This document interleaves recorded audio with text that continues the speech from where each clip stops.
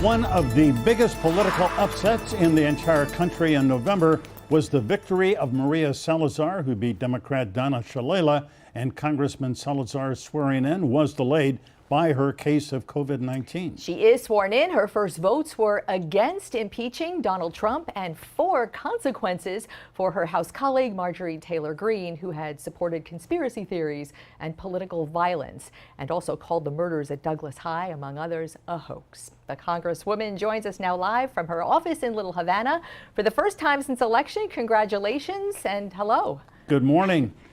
Great to see you. Thank you very much. Good morning. You guys said that I was not going to come to your show. Here I am in my studio, in my little office. We never said that. We just kept inviting. We just kept inviting. We are delighted you are here. So and I'm happy to be here. And before I start, I just want to thank you for this opportunity. I just want 30 seconds, Michael. Anybody that is listening to me, that lives in District Number 27, that has a case pending, my predecessor, as you just mentioned, Mrs. Shalala, has refused to give us the case workload. I do not know who you are, and if you have a problem, a federal problem, I want to help you. I apologize because I cannot follow up. I need you to call 305-668-2285. And if you need help from a federal government, I am here. But Donna refused to give it to us, which I think is despicable, and it's a bad service to this community. Okay, so can we, just in the interest of the short time that we have together, let's stop campaigning and get into the questions. So I just saw a tweet, a video that you posted right in front of your office in Washington, and you had said that this is a really hard, complicated job, and you took some votes this week, some good, some bad. Explain what that means. What's good and bad, and is this more complicated than you thought? A lot more and a lot harder. Many people think that this is a very glamorous job, is a very gratifying job, but it's very hard. And you just mentioned it. I voted against Marjory because I have to be morally consistent.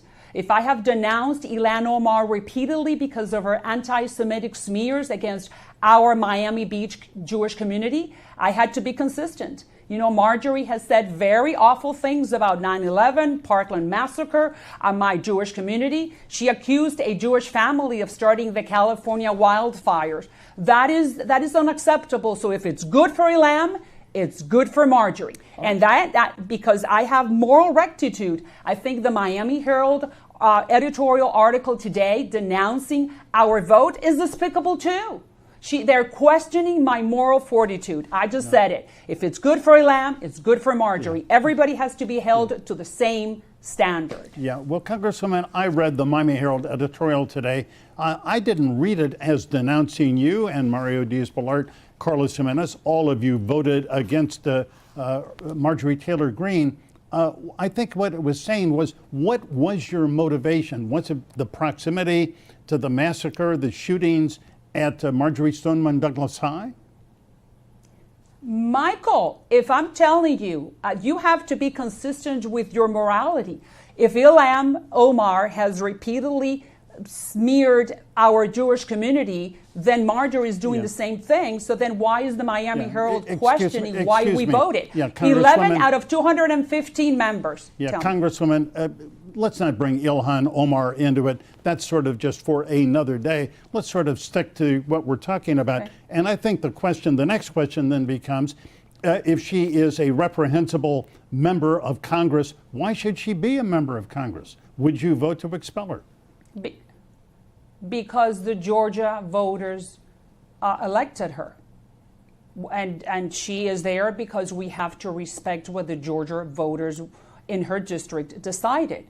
But we can reprimand and we can punish her and say that what her remarks were not the American way of doing political business. Okay, and that's when we had point. That recourse, and we did it. So, Congresswoman, I want to just let you know something we go through every week. I know this Skype thing is really hard, so apologies if it sounds like an interruption. We just have to have a back and forth here. So, and you're a TV woman, so you get that. So I want to take you back to something.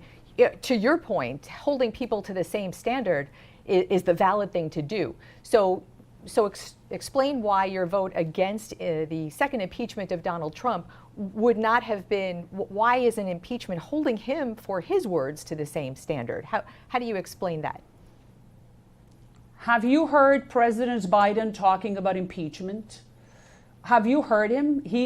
Impeachment is only damaging the country and the actual president. Okay, but for your vote, your vote was about this impeachment is the charges inciting an insurrection with words and actions. And so if those words and actions are to be held to the same standard as words and actions for a congresswoman, why would your vote have been against that consequence? Because my vote was 7 days away from the President Trump leaving office. I think we need to be paying attention to COVID relief. What we're doing in Washington is a disservice to the American people. We need to be voting, the House and the Senate, at this hour on how we can provide relief to people that live in District Number 27 all across America. Yeah. People have lost their jobs, they have lost their businesses. You know what's happening. People are desperate. And what are we in Washington doing, impeaching somebody that was going to leave 7 days after? Yeah. And then it forces the Senate to have to take time away from helping the new administration get on their feet and help the American people. Yeah. It's all political vengeance. It's political football that we should not be playing, either Republicans or Democrats. Yeah. Let's move forward. All right. Well, Representative Salazar, in fact, and I'm not advocating for or against impeachment, but the speech that President Trump gave at the Ellipse on January 6th, calling people to march on Congress, to fight like hell, to stop the certification of the victory of Joe Biden. When you heard that speech, I mean, that was in the view of many, that was sedition. What did you think? Michael, you are talking like the Democrats. We need to move like a reporter. Forward.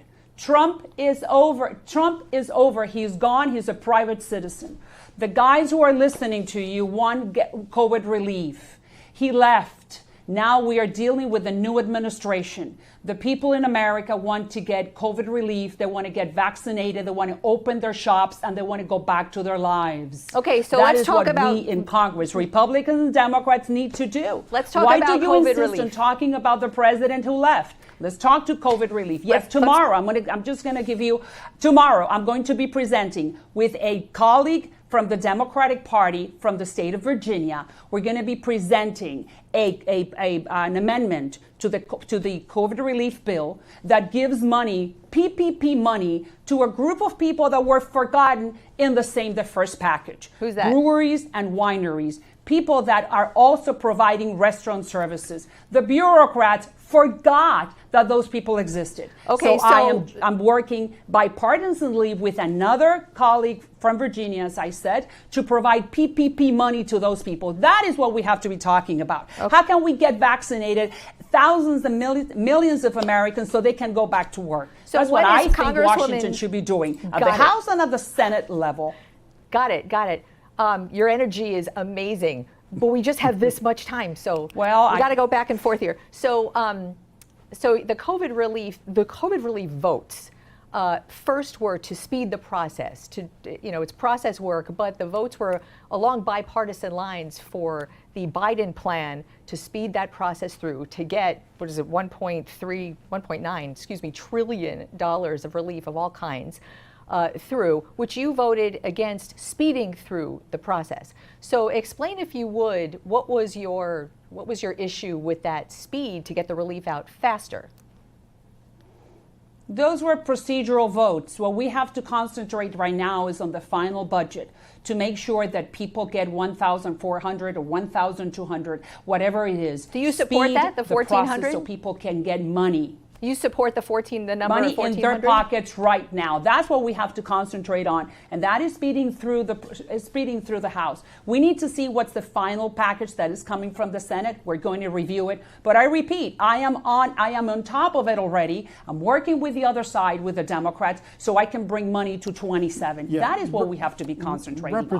And not only that, I want to explain to you something that is also important, and I thank you for giving me this time. I'm going to create a prosperity center in this office. What is that? I'm going to do something that no other congressional office has done, which is create a prosperity center so I can do three things. Either to find you a job, either to retrain you because the restaurant closed down and you need to do something else if you want to be a welder or an electrician or a trucker. And not only that, the most important, the ones that is closest to my heart, make you a client of the federal government. I'm sure you know that there are $175 billion that have nothing to do with Democrats or Republicans. And that money is there for you. If you have a small shop or small business, I want you to become a client of the federal government. Can you just, Congresswoman, can you just explain how a lot of your campaign was against socialism and the threat of socialism and the specter of socialism? How is that different from spending government money, giving it out, or grants or loans like you just spoke about? Well, because that money is there to help people, not to give them a handout, but to give them an opportunity and a hand to really live the American dream. That is why government is there for. It's not to give you a check every month, but if there is a government program that can transfer you from being a restaurant a waiter and make you a welder, that is giving you the opportunity and the ability to learn how to do something so you can create a good economic future for yourself. Yeah, Representative Salazar. That's not socialism, that's free market, and that's the government helping you help yourself at the end. It's temporary help. Socialism is owing you forever. All right, if I may, you're quite aware the Democratic Congressional Campaign Committee is running an ad in the South Florida TV market, including on our station, which attacks you, and it says you stood with QAnon, not with you, not with regular people, and says that's evidenced by the fact that you voted not to impeach President Trump. Let's run a brief clip from that ad. I want people at home to see this. Then Republicans like Maria Elvira Salazar voted to protect Trump, letting the QAnon mob win. Congresswoman Salazar should have stood with us, but she was a coward. She stood with Trump and the lies. Congresswoman Maria Elvira Salazar, she stood with Q, not you. DCCC is responsible for the content of this advertising. Okay, Congresswoman, there is the ad. We're going to give you a chance to respond to it. What do you think? And I thank you very much because you, Michael Pudney, you put together an article and a package in the newscast explaining that those facts were wrong. You debunked them. And I thank you very much for doing that. You did your job. And not only Channel 10, but the Washington Post. They checked the facts and they realized they debunked the smears. Why? Because the Democrats, apparently they're concerned. I understand that I was the biggest upset in the country.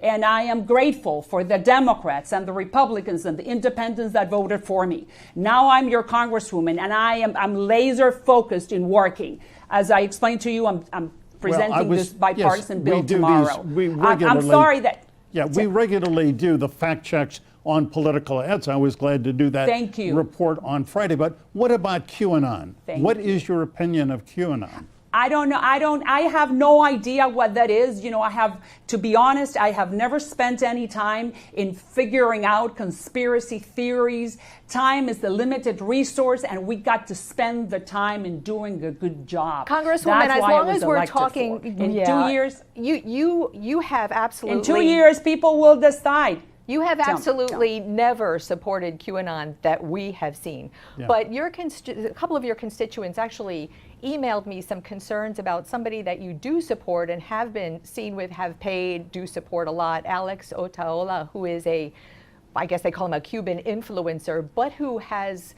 really spread some conspiracy theory and flat out lies about, in particular, the Black Lives Matter movement.